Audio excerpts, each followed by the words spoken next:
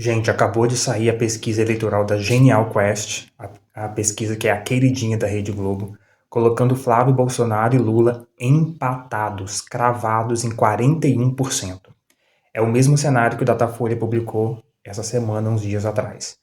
Nesse vídeo você vai ver a Globo News analisando a pesquisa completa e no momento do debate a Andréa Sadi confessa que, abre aspas, nós subestimamos Flávio Bolsonaro, fecha aspas. E mais, ela falou ainda que Bolsonaro acertou ao indicar Flávio para ser candidato. É isso mesmo, parece que a Globo já está aceitando, deve ser para doer menos. Bem, então já deixe sua curtida, clique no botão de se inscrever no canal e deixe nos comentários o que você achou dessa pesquisa. Bora pro vídeo. A Quest divulgou uma pesquisa de intenção de voto para presidente em 2026. A margem de erro é de 2 pontos percentuais para mais ou para menos. E ele está aqui, o homem dos números, Felipe Nunes, para contar tudo para a gente em primeira mão no Estúdio I. Boa tarde para você. Boa tarde, Sadi. Boa tarde a todo mundo que está aqui no estúdio. E aí? Temos números novos da Quest. Vou pedir o nosso querido câmera para vir aqui fazer o show dos números comigo hoje. Que isso, olha hein, Andrade? Olha lá. Não, tá bacana, veja só. A gente vai começar mostrando o cenário de primeiro turno. A gente testou 7 cenários, como da outra vez. Muito importante chamar atenção para a força da calcificação entre esses dois nomes. Lula, 37 no primeiro cenário, Flávio, 30, Ratinho Júnior, 7 pontos, o Romeu Zema tem 3, o Renan Santos tem 1 e o Aldo Rebelo 1. Indecisos são 5, brancos e nulos são 16. Vou pedir aqui para afastar um pouquinho a câmera. Olha o que a gente vai ver. Em todos os cenários, o padrão é muito parecido, né? O Lula tem entre 30... O pior resultado dele é 36% em um desses cenários e o melhor número dele é 39%. Então, uma oscilação pequena, neste caso. No caso de Flávio Bolsonaro, a gente vai ver são vários cenários. 30% é o menor resultado de Flávio Bolsonaro. Se a gente distancia aqui, 35% é o melhor dele. O que chama atenção? Os dois muito sedimentados na disputa desse primeiro turno. Os outros nomes, Ratinho Júnior tem 7% em 2 diferentes cenários, Ronaldo Caiado tem 4% nos diferentes cenários em que ele é testado, Romeu Zema oscila entre 3 e 2, Eduardo Leite entre 3 e 2, Renan 1 ou 2 pontos. Ou seja, o que a gente está mostrando aqui, assinante, no primeiro turno o quadro é de bastante consolidação da polarização entre Lula e entre Flávio Bolsonaro. Vamos entender o que acontece, então, no segundo turno. E aqui a gente tem um dado muito importante para mostrar. Pela primeira vez na série histórica das pesquisas Quest, a diferença entre Lula e Flávio Bolsonaro é de 0 pontos. Lula tem 41 pontos, Flávio Bolsonaro tem 41 pontos. É bom chamar atenção para os só 2 indecisos e 16 branco, nulos ou não vou votar. Ou seja, hoje o cenário mais competitivo é, em relação ao governo, um empate 0 Lula e Flávio. O segundo mais competitivo é o Ratinho Júnior, 9 pontos de diferença. O Lula tem 42, o Ratinho tem 33. Depois vem o Romeu Zema, governador de Minas, Lula 44, Zema 34, uma diferença de 10 pontos. Para Ronaldo Caiado, a diferença é de 12 pontos, 44 a 32. A diferença para o Eduardo Leite é de 16 pontos, 42 a 26. Aí a gente vem Aldo Rebelo e Renan Santos. Primeiro, o Renan Santos tem 19 pontos e o Aldo Rebelo 21 pontos. Ou seja, além de ter mostrado um altíssimo grau de polarização entre Lula e Flávio no primeiro turno, deixando pouco espaço para os candidatos de terceira via, para os outsiders, essa consolidação está se dando. No segundo turno, a gente tem um empate, não mais técnico, não mais estatístico, um empate numérico entre Lula e Flávio Bolsonaro. Essa que seria a competição mais importante.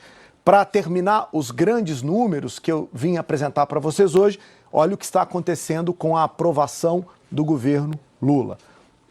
Aqui a gente tem toda uma série histórica que começa em março de 25, 56%, né? A gente via aqui, 56% de desaprovação lá em março. Esse número evoluiu, o governo melhorou, principalmente depois da discussão sobre a tarifa, a questão do Trump. Aí o governo começou a andar de lado, e olha o que a gente descobre aqui no mês de março.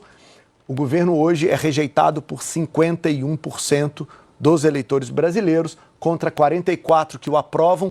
Por que esse dado, Sadi, é tão importante? Porque é o pior resultado do governo Lula desde julho do ano passado, portanto, o pior resultado desde que começou a série histórica pós-tarifaço do Trump, que foi onde o governo conseguiu se recuperar. Esse padrão que a gente está mostrando de polarização com Flávio e de piora considerável do governo, precisa desse destaque, são os grandes números que a gente traz hoje. Primeiro, eu já vou abrir para o debate, mas queria que você explicasse por que e como se deu esse crescimento tão expressivo do Flávio. Importante vamos fazer esse mergulho, Sadi, juntos, tá? Então, o que eu estou fazendo aqui para o assinante? Eu vou explicar. São muitos cenários de intenção de voto. Ao invés da gente olhar para cada um deles como se eles fossem diferentes, eu resolvi fazer uma média, eu agreguei todos os cenários. Olha o que a gente descobre quando faz isso, Sadi. Em dezembro de 25, o Lula tinha 39 de intenção de voto, vou pedir para olhar lá em cima, 39. É a intenção de voto do Lula em dezembro. Isso foi caindo 38, 38 e agora chegou em 37 na média. Essa é a média de intenção de voto do Lula no primeiro turno. Olha o que aconteceu com o Flávio. Ele sai de 25 em dezembro, vai para 30 em janeiro, 31 em fevereiro e na média tem 33 pontos. Ou seja, o governo tem 37 de intenção de voto, o principal candidato da oposição tem 33. A terceira linha, essa que vocês estão vendo, são 16% que hoje dizem que vão votar branco, nulo ou não vão votar.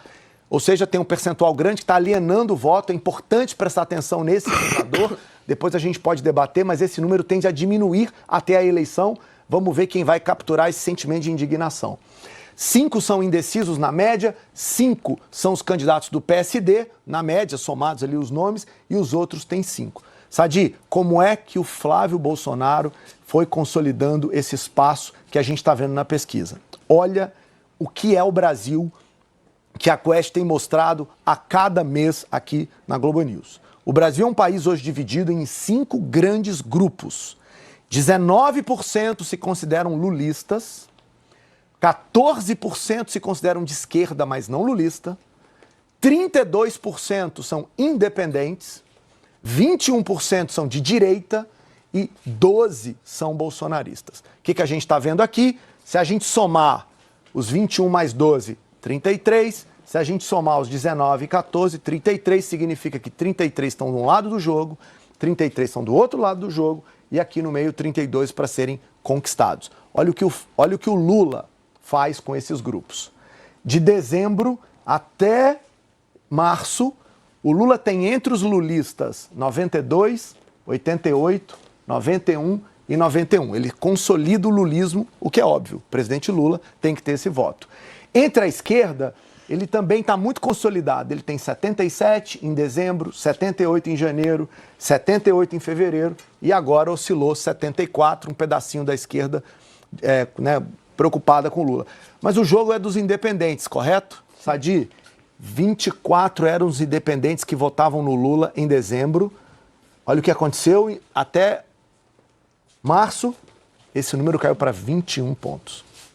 Ou seja, o Lula, nesses 4 meses, está perdendo intenção de voto entre os independentes. E o Flávio? Olha o que o Flávio faz nesse mesmo período. O Flávio consolida, Sadi, ele sai de 76% dos bolsonaristas em dezembro. E olha para onde ele vai.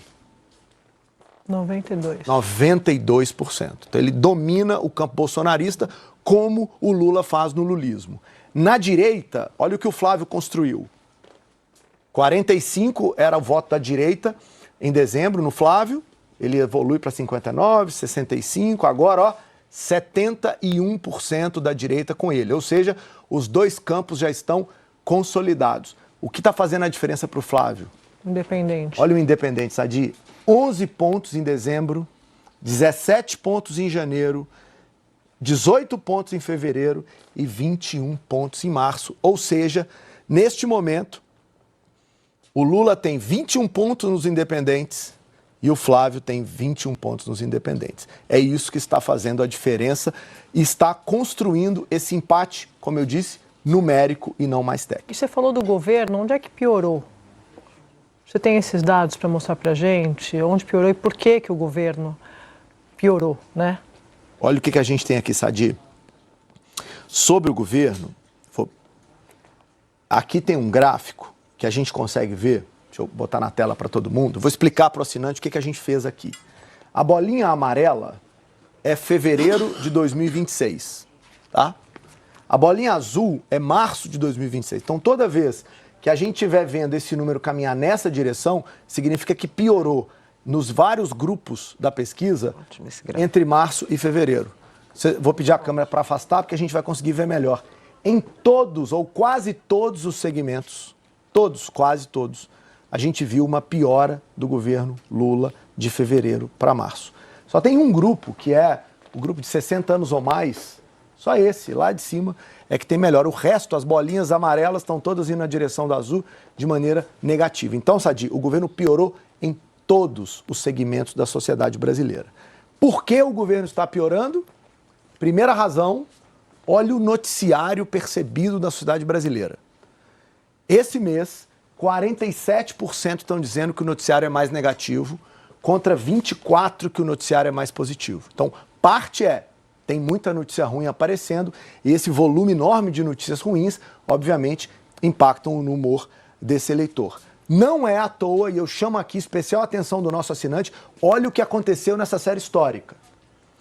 Em novembro de 2025, pós os eventos que aconteceram lá no Rio de Janeiro, a ação policial, 38% diziam que o principal problema era a violência. E só 13% falavam que era a corrupção.